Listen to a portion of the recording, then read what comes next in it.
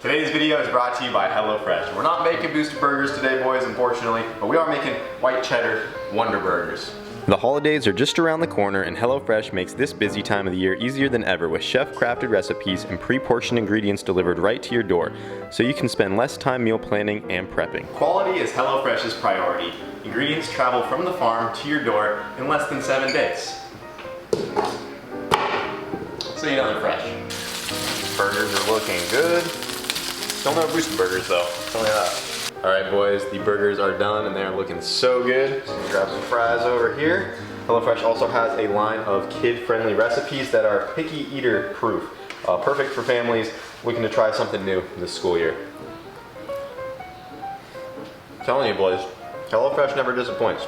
It's genuinely really good. We have it almost every day here. Saves us a lot of time. Don't have to go to the grocery store. If you guys want to get started on HelloFresh, all you have to do is go to HelloFresh.com, use our code BoostedBoys70, and you will receive 70% off plus free shipping. That is HelloFresh.com, BoostedBoys70 for 70% off and free shipping. Thank you to HelloFresh for sponsoring today's video. Well, guys, we said the next video we did on Wyatt's race truck here would be a video of it firing up, but it's not quite there yet. Jokes, not today. Not yet. It's very close. Gonna have to wait a little longer. Yep. But before we show you where we're at on his truck, do want to remind you guys that me and Wyatt are going to be racing in the 2.4 hours of Les Mullets. That is November 19th and 20th at the Freedom Factory. So be sure to grab some tickets if you want to see your boys race in the 2.4 hours of Les Mullets. Come on, support your favorite team.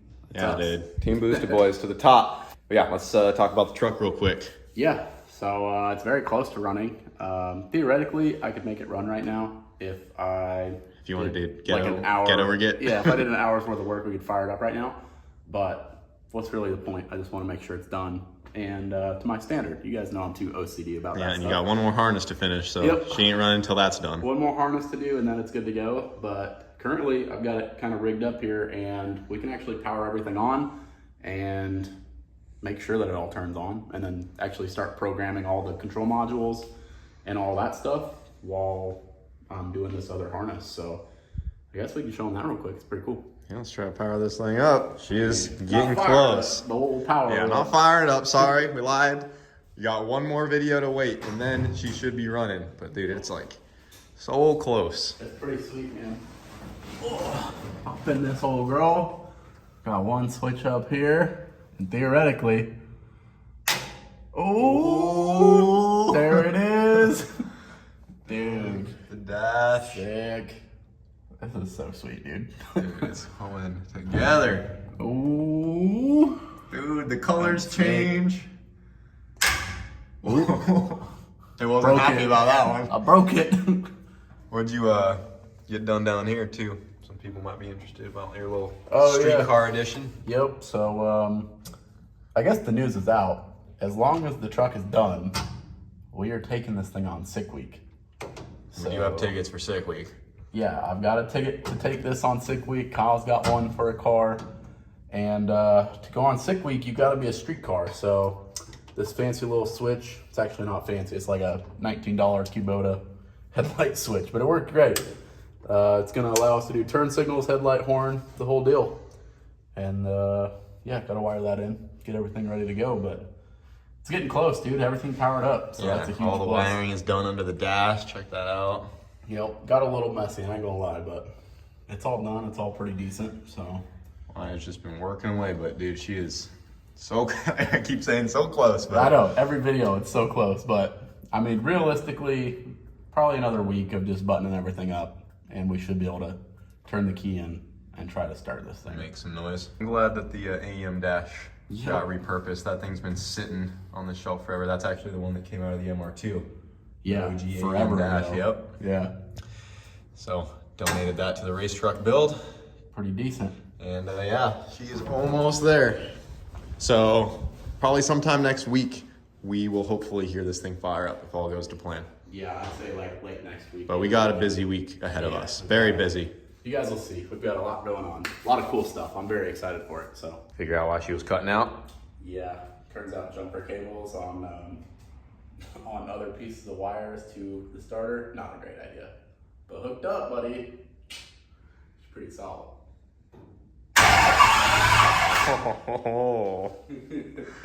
She gonna run next video, boys. So, Oh yeah, dude. She cranks. Everything's powered up. Yup. It's almost there. Literally could just hook the fuel pump up right now and go boom, boom, boom. Oh, not gonna make you wait. Blue balling them. Yup. Leaving you on the cliffhanger. Yep. That is your race truck update for today. Yeah. Back to the rest of it. Yep. So not only are me and Wyatt going to be in the Lamulets race, but so are Brent and Jamie. Jamie's actually down here right now, and Brent will be down sometime later. But Jamie's actually been keeping some stuff down here in Florida, mainly to get ready for World Cup, and he just got back. Yeah. And dude, how's your first World Cup? Dude, it was epic. Last year was my first time even going. And so went last year, and I just focused all year on being able to go race.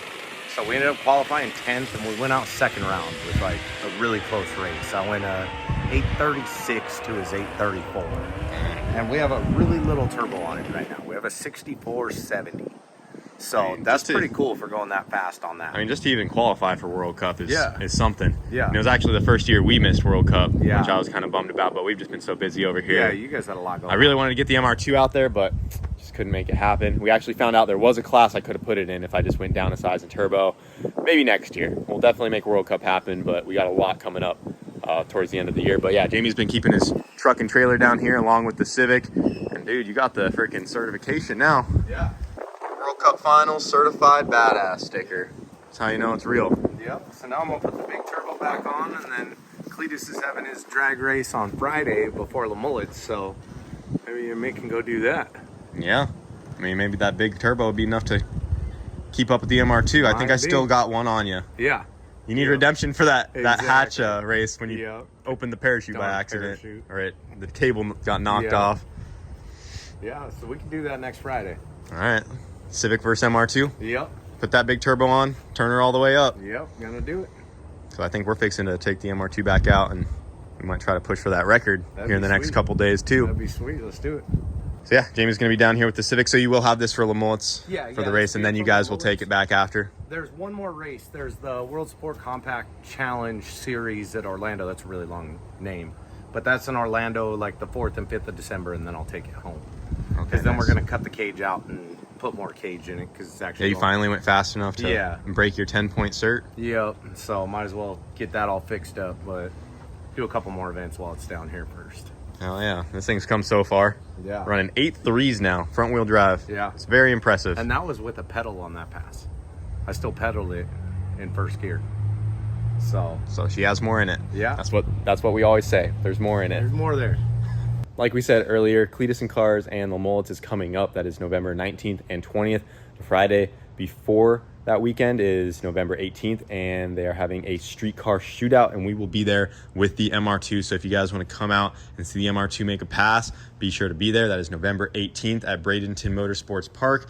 We got her running great, boys. We got her spiced up, and if you guys want to see her make a rip, be sure to come out. I'm excited to let you guys know that we have officially scheduled a dyno appointment for the Rowdesy. So in the next couple days, we will be taking this thing to the dyno, throwing down some power so we can get this thing all ironed out and take the Rowdesy to the track for the first time on its upgraded drivetrain and actually attempt to launch this minivan and run a number at the drag strip, which is something we've never done with the Rowdesy. You know, it's always been fast on the street and everything. We've ran, I believe, a low 11 back when it had the H22 setup in it. But now that she's all-wheel drive and we have a 1,000 horse capable K-Series in here, I don't see there's any reason why we can't get this thing to the track and eventually dial it down to hopefully one day do an 8-second pass, which is our goal, which would be freaking sick. I want to give another huge shout out to Hunter Tune. As you guys saw in the video of the FRS, he sent us some 1,000cc injectors for the FRS. Along with that package, he actually also sent us some more injectors for the Rowdesy here. He sent us some 2200s, so we have plenty of fuel right here. The injectors that were in here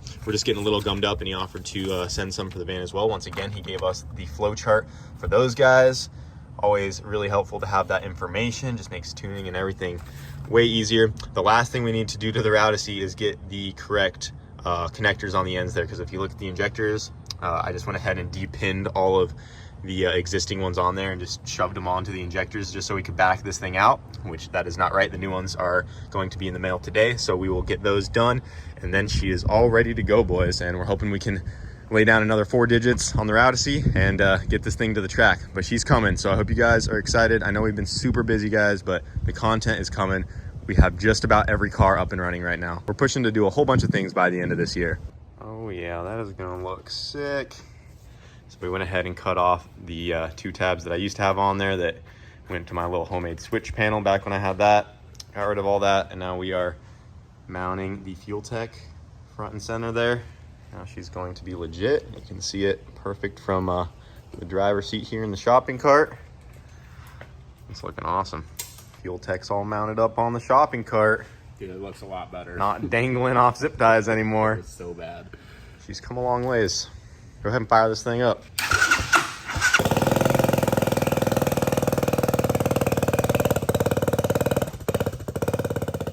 Just gotta get our wideband sensor back in there.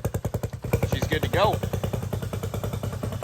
So as you guys know, while we were over at FL2K, we destroyed the transmission and not only the hatch, but we also hurt the transmission and the NSX. The damage wasn't like anything catastrophic, but we had the bearings go out and they galled up the input shaft and the counter shaft. A lot of the bearings were bad. I mean, I think almost all the bearings were bad. All the gears had a whole bunch of heat in them. All the sliders and dogs had heat in them. Pretty much everything in the transmission was unusable. And the case design for the Quay sequentials has been updated, and the one that originally came with the NSX was a version 1. So, you know, we just kind of sent it, and we basically have a whole new transmission in this box here for the NSX. Fancy. So I wasn't expecting to do all of this, but I just think it's going to be what's best for the car. Hopefully we get this thing assembled. We'll do it right, all fresh bearings, and hopefully we don't have to mess with it for a couple years from now. That's the plan, at least. I haven't actually had to spend any real money on the NSX's transmission. The other times we broke it, I was able to just fix it with stuff we had laying around here, which, you know, I knew would probably bite us later, which it did. And now we had to, you know, spend some money and get some good stuff in it. But, you know, the NSX did us well. And now we will get her a brand new transmission, fully reassembled. And, you know, a lot of you guys probably watching saying, man, they break a lot of those sequentials and stuff. But you guys got to look at how much we've done with it. We have put these things through hell, and they've honestly done us really well. We've broken...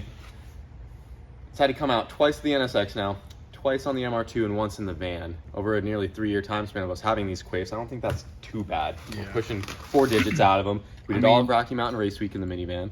The van all too the driving is like, on the MR2. As heavy as it is, we were racing it all-wheel drive.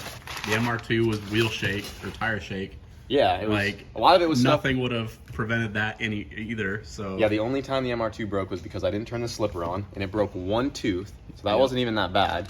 And then the van broke the shaft, but that was because the nuts came loose. We learned from that. And then the NSX, yeah, we just fixed it with parts we probably shouldn't have reused, and now we're here.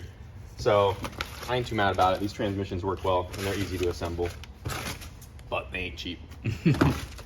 Look at that, guys. Beautiful. Brand new shaft. Freaking fresh unit, dude. That is one of the finest looking shafts I have ever seen. So we got shaft full of brand new gears there, input shaft with all of its gears, complete counter shaft with all of its gears. Literally everything is brand new. I actually didn't even know I was getting this, but I guess we got the shift barrel as well. So we have a brand new shift barrel. Basically at this point, the only thing we are reusing in the NSX's transmission is the factory bell housing and the differential. So we still have to take the other ring gear off that diff and bolt that up to this guy. And then we're putting all new bearings in there. Everything will be 100% double checked. Like I said, I really don't want to have to tear this one apart for a long time. But I mean, you know, is what it is. The NSX makes a lot of power, but I know if we, you know, get a fresh one in there, we shouldn't have to touch it for a long time.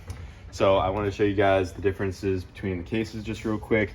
The main one is right here that I wanted to show you guys. So they updated how they have this built-in cuff right here. So this was the one that was in the NSX, and it was all cast aluminum around those bearings right there. These are actually what support the shafts from coming apart, and the outer race of the bearings are not fully enclosed on this guy, so they were held in by a snap ring, and if anything happens to that or anything happens in the trans, like these bearings can move around, whereas on this one, the outer race of the bearing is completely enclosed, and all of this is stainless steel, much stouter, and those guys aren't going anywhere. So that was a big improvement they made over the last iteration of it.